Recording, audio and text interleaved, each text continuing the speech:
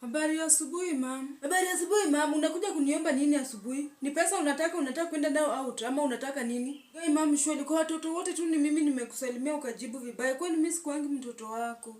Nawasalimia vizuri kwa sababu wao wanajua kunitunza. Wewe hata slippers ya 100 hujawahi ninunulia. Hey mam, sijuzi nimetoka sokoni nikakukujia na slippers. Ama hiyo ni nini nilikununulia? Hii ni slippers. Hii mapua ya punda.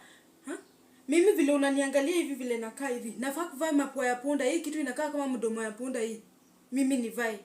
Moms, last time Selina alikununulia viatu kama hizo na mimi sikusikia ukicomplain. Ni mimi tu nitakangi kwa watoto wote. Nilichukua sababu alininunulia hata kama sijamuuliza. Wewe lazima nikuulize ndio uniletee. Unaniletea tena na madharau unanipatia hivi. Wewe ujue vile unafaa kupatia mama yako vitu na heshima. Mami, hiyo ndio mara yangu ya kwanza na ya mwisho kukununulia viatu. Kwanza sasa si lazima. Wewe si hata wewe huko unaninunulia. Mama hata pads ya 50 boba hujai ninunulia.